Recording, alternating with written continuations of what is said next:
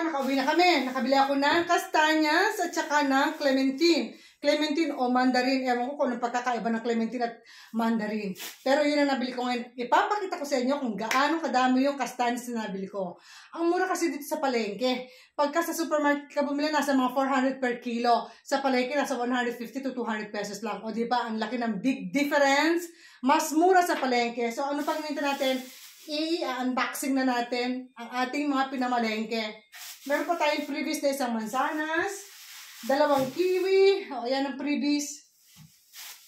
Tapos ito yung ating nabiling, dito nga tayo pumesto para makita nyo naman ako. Okay, sandali.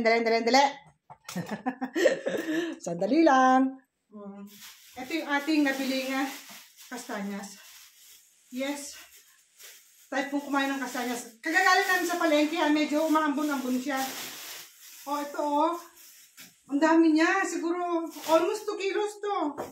Ito yung previous natin. 2 kiwing maliit at isang mansanas. Ano kaya ilagay natin sa gitna? Hindi. Iba ang korte. Ayan. Teka niya, pinili ko yung pinakamalalaki. Yes. Diba? Then, isasangag lang natin to. Bago tulutuin, hinihiwa mo na siya. Parang susugatan mo ng konti para maluto yung loob. Isasangag lang siya. Ito ang ating favorite din during winter time. Kastanyas. Diba ang lalaki niya, Sana lang masarap siya, matamis. And then, ito naman yung clementine. Para kay Fabio. Alam niyo naman si Fabio, inuubo. Hanggang ngayon, hindi pa rin natatanggal yung kanyang ubo. Clementine o mandarin. Ayan. Check mo. Ang mura niyan. Basta ito nabili ko clementine at saka kastanyas. Lahat to 7 euros. 7 euros. Nagtataka na kung bakit last time yata 7 euros. Wala akong ibang biniling prutas. Ito lang muna. Sinama ko na rin itong isang tawag dito, siling makopa. Dahil gusto ni Fabio nagre-request, gumawa raw ka ng spezzatino. Parang tawag dito, adobo o apretadang karne na baka. So, bukas gagamitin ko siya. Ngayon, kapag niluto ko to, ipapakita ko rin sa inyo, But not now, dahil kagagaling ko nga lang sa palengke. Ito lang. Pinakita ko lang muna sa inyo kung ano yung mga nabili natin sa palengke for today's video, guys. Ang ganda rin ng dalandan. Sa ating dalandan to, diba? Dito kung tawagin clementine or mandarin.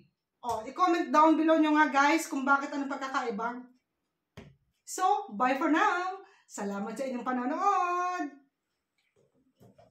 Ang gaganda niya, Masarap na itong kiwi binigay sa ating freebies na kiwi. So, bye. Ayun, inuubo na naman siya, Ipag-squeeze natin. Pwede rin itong squeeze and then painom natin sa kanya. Okay? Okay, nararang.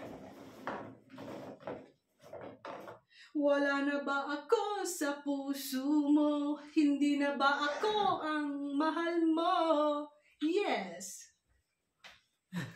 Kumanta pa no?